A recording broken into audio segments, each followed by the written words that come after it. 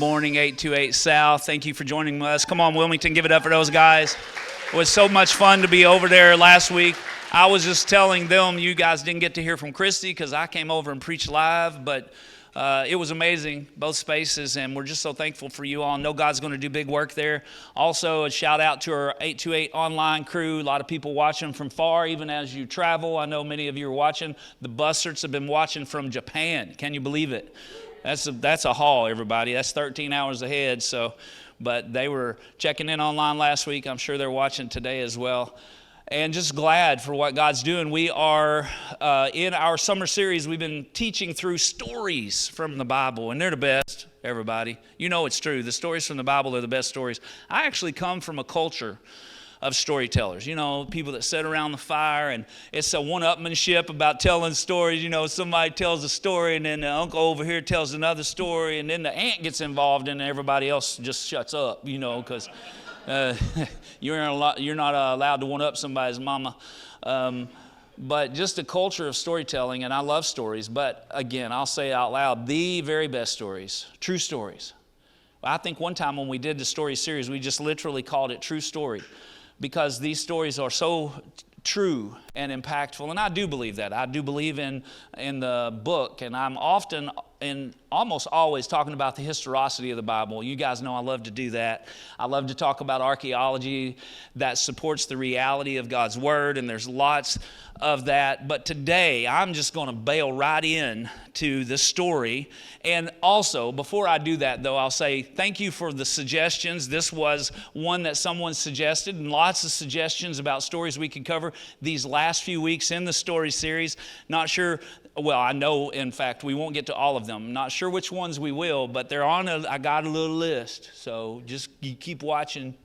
I heard you with the different stories. Some of you suggested stories we had just taught, so that was kind of cool too. It was like, hey, we did that. Was that? Hey, hey, we just did that story.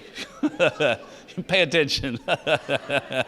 It's all right. It's all right. But today, we're coming from the book of Kings, 1 Kings this time in chapter 17. And the irony in this means nothing except that it's ironic. This is the third message in a row for me on this stage that came from chapter 17. I preached 2 Kings 17 a few weeks ago about the story of Hezekiah. I preached from 1 Samuel 17, the story of David and Goliath. And today, I'm coming to 1 Kings 17. Now Elijah, who was from Tishbe in Gilead, told King Ahab, "As surely as the Lord, the God of Israel lives, the God I serve, there will be no dew or rain during the next few years until I give the word." Now, today's message is simplistically titled Poetic Provision, because I think the way God writes our story is poetic. And as many of you would know, I do love a good limerick. I enjoy poetry.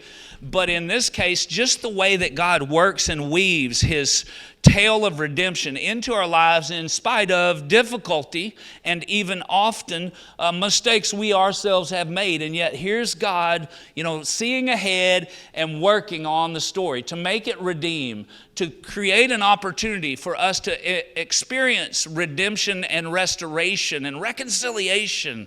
I'm fascinated with his ability to write our story, and we see that in incredible form in this story from 1 Kings 17. Now, King Ahab here, who's getting this incredibly difficult judgment from Elijah the prophet, was the king of Israel, the northern kingdom. He was 6 generations after the kingdoms had split. He was 8 generations after King David. So it's been a minute since King David. And ironically, after those kingdoms split, you don't have to know this or understand this, don't worry. I'm just giving a tiny bit of biblical history and context here for those who would care. But in this context, when the northern kingdom of Israel split, it was a rebellion. It was the son of Solomon who rebelled and split the kingdom, and only 2 tribes went to follow God in Judah, and every king in Israel had been evil. And evil was defined as refusing to follow God, not obeying God, not applying God's word to the way that they walked, allowing other gods and idols and things to be served, to acquiesce to broken culture in their context. And He wasn't good. He actually went so far as to marry a lady named Jezebel that was the daughter of Ethbaal, the king of the Sidonians or the Phoenicians. So the Phoenicians were a group of people, and specifically he was considered the king of the Sidonians because he was from Sidon. That was the place that Jezebel was born, and they worshiped Baal, which had been a big deal for a minute. But Ahab married Jezebel and literally created a temple for Baal in Jerusalem. Well, not in Jerusalem, in this case Samaria, northern kingdom, but in Samaria. In the capital city of the northern kingdom, he built a temple for Baal. And then God said, this is too far. Here comes, and in this case, God's judgment was meant to steer the people back to him. It wasn't, I say this consistently, it's true in the Old Testament, it's certainly true under the New Covenant, but God's correction comes with direction, always. He's not just telling you messed up. He's saying, and here's a way to walk that will bring healing, that will bring restoration. Walk obediently. And so that was a part of what was happening here, is this correction was meant to direct the people of God back to God. What a novel idea. But they were extremely rebellious, and so the judgment that God brought was a drought. Now the thing about a drought is it is pretty systemic in its impact on people. Right? You don't get just like a drought over one person's house. Somebody go next door and get a cup of water, everybody. I mean, it was a thing. And it's going to have far-reaching, devastating impact on people who on many levels would have been innocent. Don't worry, God redeems things in eternity too. But it was hectic. And in fact, it didn't rain. According to Luke chapter 4, Jesus himself said that it didn't rain for 3.5 years. I mean, this was a serious drought. And then I want to say, too, just setting up this concept for the sermon this morning, that the word water here, so we're talking drought, and we are talking about a physical drought, no rain, no water, right? But in this Bible, right, that I've been talking about so far this morning, the word water is used 722 times. That's more than faith, hope, or love right there. I mean, it is something that gets talked about quite a lot. Now, often, it is a reference to physical water, but more often even than that, it is about life, right? Think about Ezekiel 47. The prophet Ezekiel spoke about water he saw coming out from the porch of the temple, and it was running through a desert, but everywhere the water ran, there was life. On the banks, it brought life. It ran all the way, that prophetic word said, to the Dead Sea, and then the Dead Sea, come on somebody, came to life. Maybe you feel like this morning your life is like a Dead Sea, and there's nothing good ever coming from it. And believe this, that the living water is the living water that Jesus spoke about when he spoke to the Samaritan woman at Jacob's well, which by this point had already been dug, incidentally. And he said, that's some really good water. But I can give you a water that if you drink it. So he spoke to her even about physical water, but he said, I can give you a living water. And if you drink this water, come on now, that's what we're talking about this morning. In the context of this, we'll apply it to our hearts and lives today. You'll never thirst again. So this morning's message is really an effort to help us understand how to overcome a spiritual drought. And I will just give you one quick tip off the top. This is not even in the message per se. One quick tip off the top, go to where the water is. I didn't even make the screen, and it should have. But go to where the water is. Sometimes you're like, okay, let me go to where the water is. Well, that's what Elijah's going to do. Elijah in verse 2 of 1 Kings 17. Then the Lord said to Elijah, so he calls for a drought. The drought's happening. But God gave Elijah some instructions. Go to the east and hide by Kerith Brook, near where it enters the Jordan River. Drink from the brook and eat what the ravens bring you. That's in the New Living Translation. I underscored that. Eat what the ravens bring you. For I have commanded them to bring you food. So Elijah did as the Lord told him and camped beside Kerith Brook, east of the Jordan. And the ravens, what did they bring him? They brought him bread and meat each morning and evening. And he drank from the brook. A first takeaway for us this morning, to give a little bit of a synoptic of the introduction, is this. Following God with conviction requires trusting God for provision and protection. Brother called for a drought. He needs water too. This is a tough choice to make.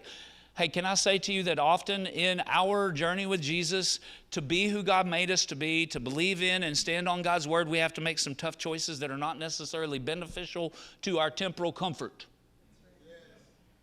But hey, everybody, God's got a brook for you. He's got a place that he can feed you and take care of you. He always does. It was David who said, I've never seen the righteous forsaken or beg for bread. And that wasn't, again, just a reference to physical food, but that God knows how to take care of these hearts that are inside of our chest. This story with Elijah starts out pretty good. I mean, it starts out pretty good. So he called for a drought, but God sent him to this little brook that ran from the Jordan. It was one of those little side tributaries, and he got to the brook, and he was able to hide there. Apparently wasn't extremely populated, and because this is a marked man right here. Jezebel pretty quickly put a tag price on his head, and I'm sure Ahab, they want to take him out on my word. I'm sure they would like to pin him to a pole and say water. Because he said, till I say it. So they're trying to find a way, I'm sure, to torque the screws a little and get this brother to compromise. So he's hiding by the brook Kerith, and God's taking care of him. There's water there for him to drink, and he even sent some ravens to bring him food. Now, he told him to eat what they bring you. Sometimes I think when we look to God for provision, we would like a menu. You know what I'm saying? All right, that sounds pretty good. I think I'll have. We like to decide how it goes. Do it this way, do it this way. And he said, eat what they bring you. Right? And then they brought him bread. I don't know where ravens get bread. Some baker was like, what is happening to all my bread? I don't know. Maybe God just put some bread. So I don't know. These things, this is how my mom works, which may concern you a little. Don't worry, there's a whole team of pastors. You're in good hands. It's all right.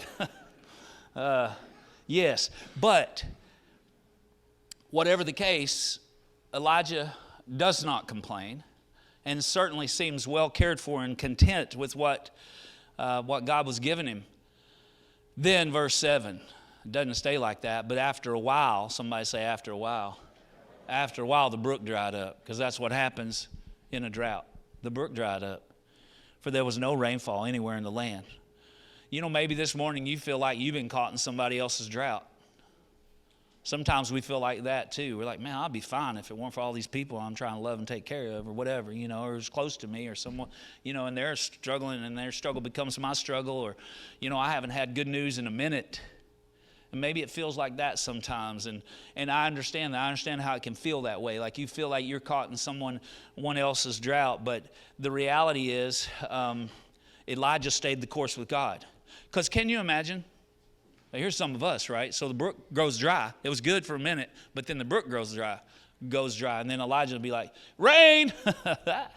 Right? If he was thinking selfishly, if God's priorities weren't his priorities, right then would have been when he said, until I speak the word. And I honestly believe in the way that this is written, that God would have honored that. I do think that Elijah was called to let God make the call. But God is not a liar. He's not a man that he should lie. And so Elijah had to stay faithful to wait on the word that was actually from the Lord. Because often for us, we're like, man, this is what God has called me to do. And we're all about it till the brook runs dry. And then we're like, well, rain. We make a call. Maybe we think we didn't hear God at all. That's one possibility. Or possibly we just decide to hear something God hadn't said, because it will be good for us to be watered and fed. You know what I'm saying?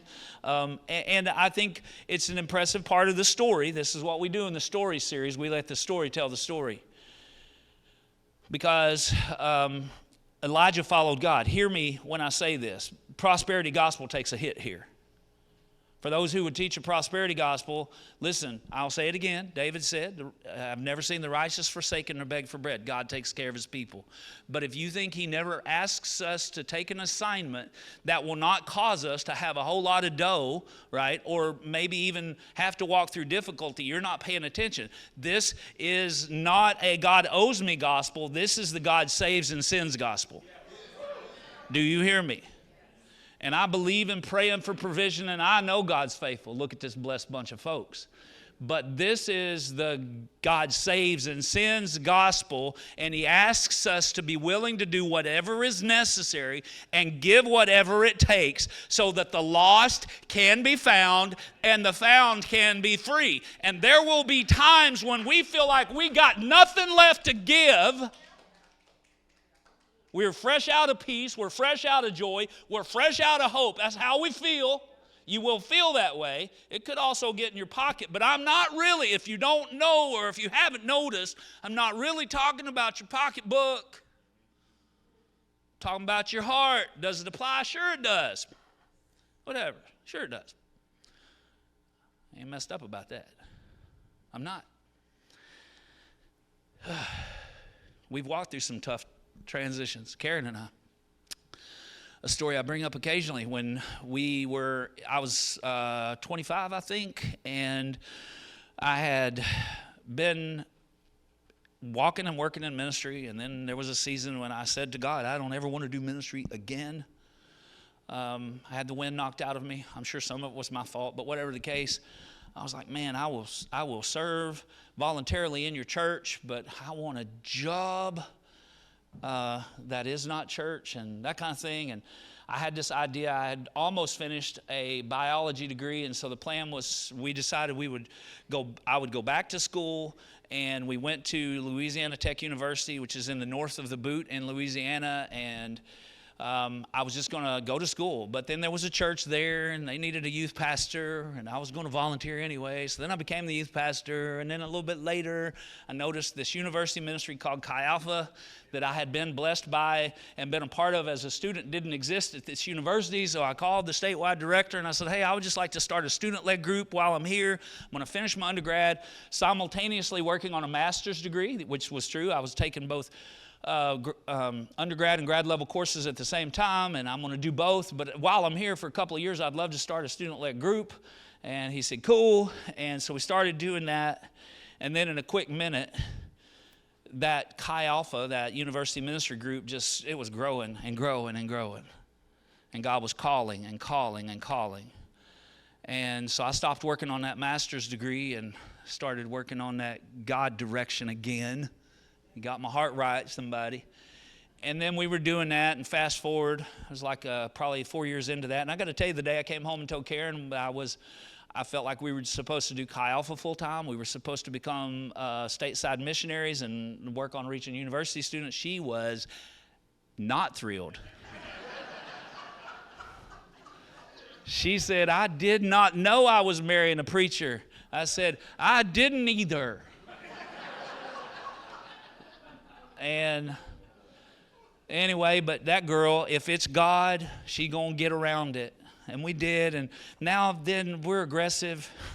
I'm aggressive, okay.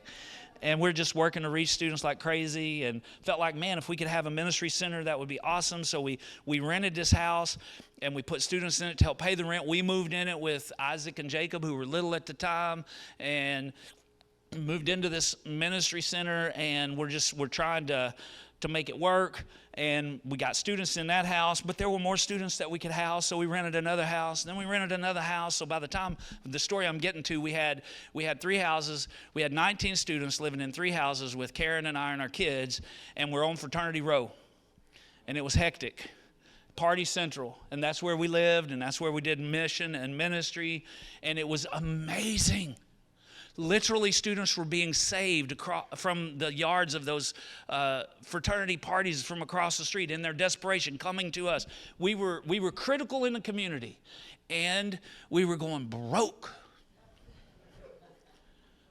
I had more mission and ministry than I had money, and I didn't have as good a crew around me in the world of management as I needed for sure. And there were moments when I just felt like a horrible dad.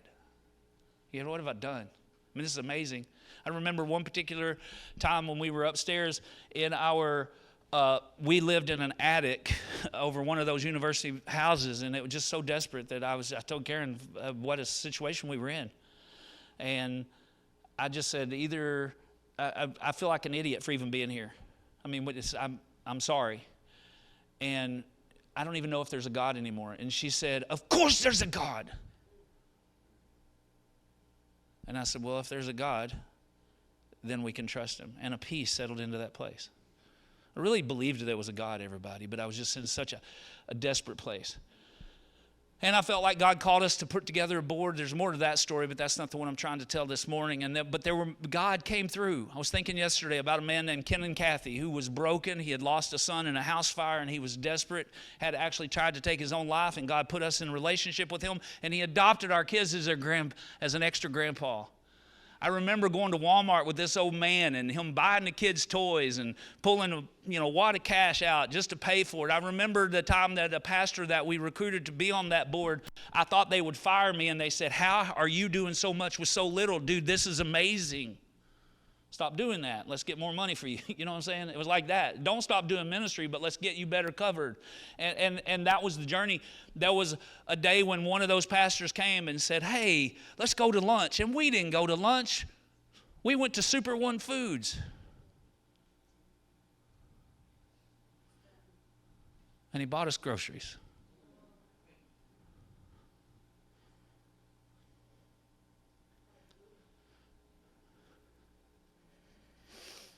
We went to preach one weekend, and when we came home, there was a whole bag full of crayons and coloring books.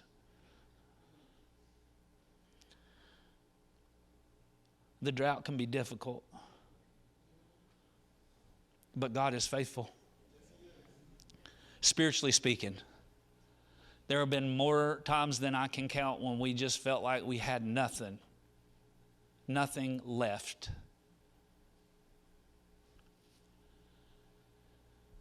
Verse 8, then the Lord said to Elijah, so the brook dried up, there was no rainfall anywhere in the land, but God's going to come through with some provision. Check this out. Then the Lord said to Elijah, go and live in the village of Zarephath, near the city of Sidon. I've instructed a widow there to feed you. This is one of the most comical 2 verses in the entire Bible to me. Okay, so if I'm Elijah, I'm like, I'm sorry. It sounded, I know. It sounded like you said Zarephath. In Sidon. Like that's the capital city of the enemy. I mean, I'm making them mad, it's called a drought there. You knew the drought? Remember the drought? You told me the drought. Sidon. Sidon is where Jezebel was. I mean, he's probably having this conversation with God. That's where Jezebel was born. I mean, you knew. I know you knew. It sounded like you said Zarephath in Sidon and a widow. It sounded, I know, but it sounded like you said a widow who in this culture would have been tragically neglected and broke. She wasn't even in Israel, which wasn't doing well either, by the way, in regards to widows. She's in Zarephath. I got to walk 100 miles across enemy territory to find a widow in Zarephath. Now, you ask me to call for a drought because of worship to Baal. Zarephath is where they make Baal idols. It means smelting, and that's where they melt the metal and make these little iconic statues. She may have worked in the factory. You said, go to Zarephath, near the village or the city of Sidon. I've instructed a widow there. And check this out. He went. It was even a curious thing in the time of Jesus. Back to that Luke 4 passage. Jesus literally said, certainly there were many needy widows in Israel in Elijah's time, when the heavens were closed for 3.5 years, and severe famine devastated the land. Yet Elijah was not sent to any of them. He was sent instead to a foreigner, a widow of Zarephath in the land of Sidon. Now the passages that precede this, and just before that, he says that often a prophet is not welcome in his own hometown. But the passages that precede this are actually about a spiritual drought. Jesus was preaching in this context in Luke 4 about a spiritual drought, and then he speaks about provision, and he references Elijah. Why would he send him to Zarephath? I mean, that's a fair question to ask again in this story. I think the first and obvious answer is redemption, because the opportunity for incredible redemption in this unbelievably needy space that we would have perceived to be the enemy. I say this here often. Look, there are people with whom we disagree tremendously, but they are not our enemy. right? We fight a spiritual enemy, principalities and rulers, right? And the weapons of our warfare are not carnal, right? And I know sometimes when we are fighting for right, it will feel like we're fighting with folk. So I know that line is a little difficult to delineate sometimes because we have to take a stand for our little people. Come on, somebody. For our little people. All right. But hear me when I say we're fighting for people. We're fighting for people. We are fighting for the lost and broken. We are fighting for right. And in this case, God was intentional to send him to enemy territory to rescue a widow. His provision was tied to someone else's redemption. Why? Also, I got another why for you. He could have sent him somewhere, like there probably was still water somewhere. He had listen, there was an underground aquifer somewhere. And God knew. Hey, dig a hole over here. Let me tell you about this secret cave. Hey. Don't tell me God couldn't do it. He could do whatever he wanted. But he sent him to this widow because, this is going to be ridiculous, but I'm going to float it out here. Because flat sheets are really comfortable, right? They're easy to fold, but they don't stay on the bed. We need fitted sheets. Fitted sheets are virtually impossible to fold. I preached this about 4 years ago, but not in this context at all. And someone reminded me of it this week. And when I was prepping, I felt like the Lord said, it's easier to fold a fitted sheet with two people. I'm saying the power of partnership is incredible. And in this context, poetic. It is poetic that God would take this guy to do the best thing for both of them in a way that no one else would ever have imagined. Another takeaway for us is this: Jehovah, like a prophetic poet, authors provision with a redemptive rhythm only God can give. He's the only one that writes this stuff.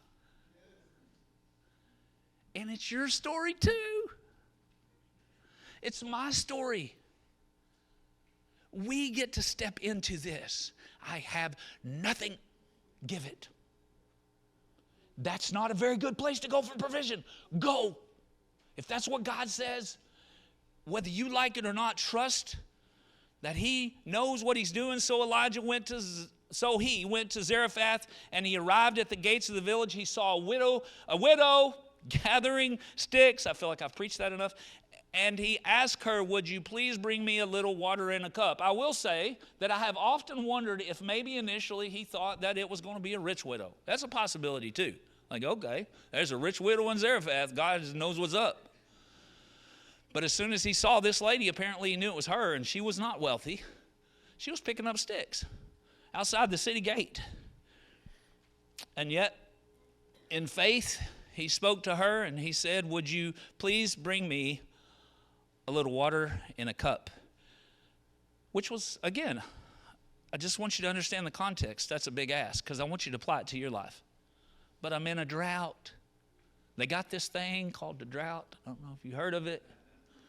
And you ask, water is scarce. What in your life with the Lord today seems scarce? Could I have a cup of water? But she didn't balk at that. But he wasn't done. Verse 11, as she was going to get it, he called to her, bring me a bite of bread too. Now, I want you to understand something. The word tells us, if you were following along earlier, that even when he said go to Zarephath, he says, for I have instructed a widow there to feed you. The God of creation had already been speaking to her. I don't know if he told her it's the guy that called for the drought. Probably not that much detail, but I'm going to send a man, and you're supposed to take care of him. So this wasn't the first she had heard of this, because again, God is not a man that he should lie. And the word says she knew he was coming. And when he asked her for water, she might have thought, well, any random stranger could ask for water, but that dude's obviously Jewish, but, I don't know. And then he said, could I have a bite of bread? And she knew, everybody. We know too. Listen, the voice of God he's in his poetic process, he gives great evidence of his voice if we're paying attention. Was this for her, she had to discern or decide, is this presumption? Is this guy just presumptuous? Or is this a pathway to provision? Now, she had to sort that out with the Lord. Is this guy just being presumptuous that just rocked up? Or is this God's pathway to provision? When we're running low, is it going to hit our hearts as hurtful? Or is the fulfillment of God's word to us going to create a situation where we feel hopeful? Because there's sort of a moment there, right? When God, everybody, we're sitting in a place of need and we know God spoke to us again. God reached out to us again. We haven't seen the provision yet, but are we going to be bitter or take the opportunity to be better? Here he come again, and he just asked me for some bread, right? But is it going to be hurtful or is it going to hit your heart as hopeful? Another takeaway for us is this: lack can never become a license to hoard the very thing you're called by God to give. Now again, I'm asking you, sure, if you want to apply it to your cash, that's cool. But for me, this is about, all right, there are times when I'm like, man, let's just, take me and mine and go live on a hill somewhere. We'll be all right. I like Livingston, Zambia. I really do. It's a cool spot. Let's just take what we got and keep it for ourselves. Teach the people we're closest to. Save this peace and joy. Not let anybody else take a poke at it, right? But that's not God's will for any of us. Here's what Jesus said in Luke 6: give and it will be given to you. Good measure, pressed down, shaken together, running over, will it be put into your lap, for with the measure you use it, it will be measured back to you. I'm sorry I got a little excited right there. I forgot all morning to snap. I got to do better. Sorry about that. That helps me relieve a little bit of this. My goodness. Are you kidding me? Give and it will be given to you. Pressed down, shaken together. That's when there was a need to make more room. They shook it and it settled and they put more in there. That's amazing, the way that God loves us. We need grace. We need forgiveness. Give it, give it, give it. We need patience. Be patient with somebody. You have a patient deficit and you're impatient with everybody and you can't find any patience. Break the cycle and find provision. Who's going to give it to you? That person? Probably not. God! You're short on hope. Maybe be someone else's source of some hope. Say, look, God's got this. God's got you. God's got us. Joy. That's important, right? Love, etc. But she said, come on, Carissa's going to join me on the stage and I'll land this.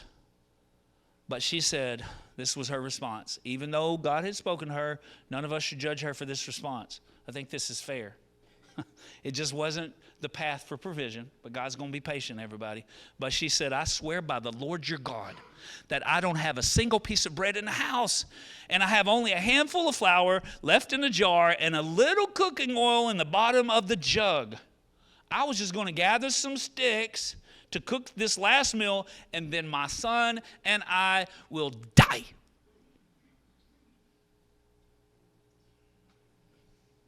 That's pretty fatalistic right there. And we do it too. We do it too. We say things like, I hate my life. I hate my job. I hate my hair. Well, I never say that. Y'all don't even know I have hair. It's just super duper short. Because I like it that way. I love my hair, actually. We say things like, I'm no good. I'm a failure. We do it too. Fatalistic language we land on in a drought. I'm unlovable. This isn't even an actual word. I'm unfixable. Like, I don't even know. That's poor grammar. It is a real word, but it's poor grammar. Right? I'm no help to anybody. I'm just a burden. These are the kinds of ridiculous, fatalistic things we speak. I can't overcome. I can never be free. It's not true. We're going to cook this last meal and die. You know, it's actually not going to go that way. That's not how it's going down, everybody. One of two last takeaways. Don't let desperation be the voice that determines your decisions or destiny with God. I think that's today's big takeaway. I'm not sure. Somebody else will decide. But don't let desperation be the voice. Hear me. Hear me. I'm speaking from God, and I do this too. And not very long ago, I sat on Monday with Tex on our patio at my house. He said, I need to come see you. What is going on with you? True? And I said, well, I used some pretty frustrated and fatalistic language over my own life and destiny on Saturday. And then I preached on Sunday because grace is real. And I've repented.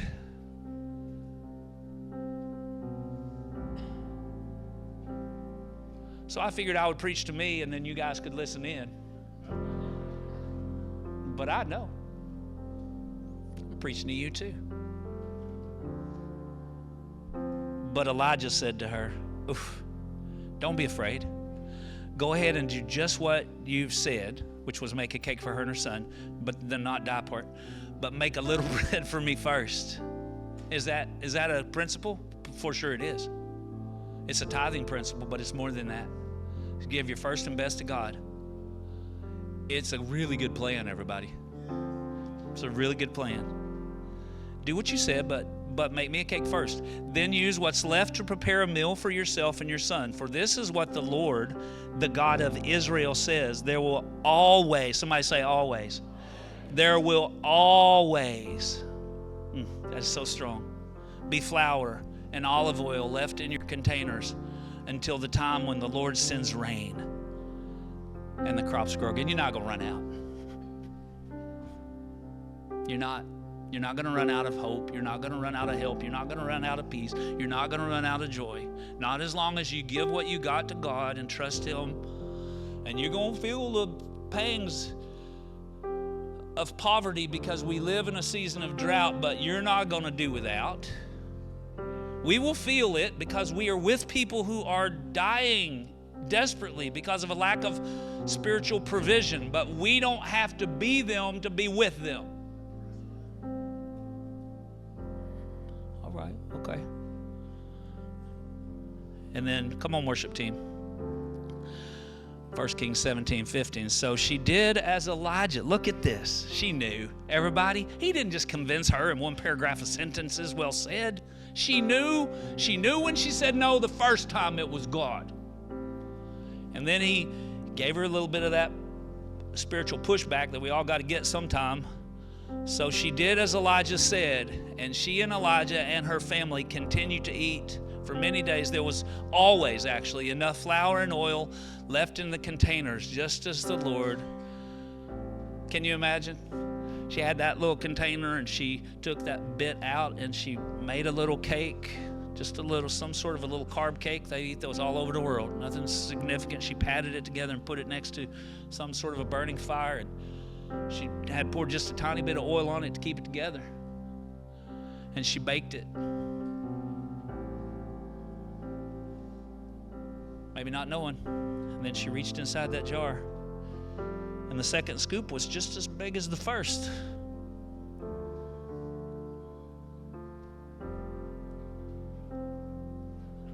I don't think God filled it all the way to the top. I just think He kept it coming. Maybe He did. I don't know. I wasn't there. The key, last takeaway. Come on, worship team at South. Hustle up. The key to trusting God for provision is to obediently give the best of what you have to Him. So the poem is titled Miraculous Poetic. Let me try again. The poem is titled Miraculous Poetic Provision. The thing I need the most, the thing I'm called to give away, If in lack I choose to hoard, I scarcely make it through the day. Poverty of spirit is one step away from greed. But if in faith I choose to give, I find I have more than I need. My best enough to help another, with God there to do his part, grace and mercy, never empty, provision from the Father's heart. Hope may seem in short supply, joy is strength that's running low. But look again inside your jar.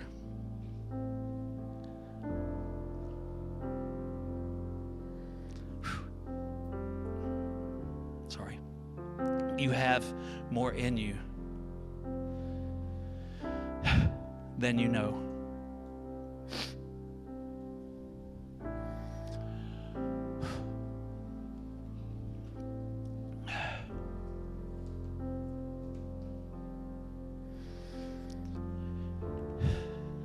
Lord Jesus,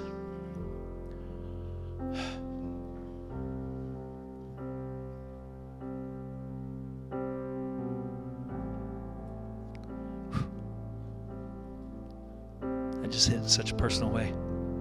I almost couldn't finish it.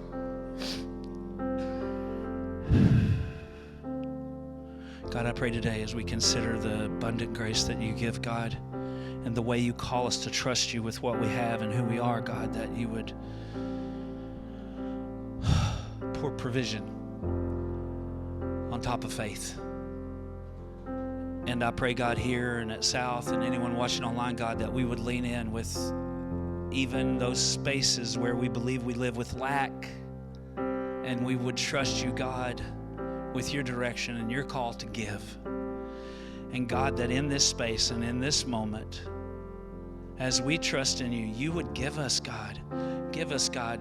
I just pray a provision of peace and joy and hope and healing.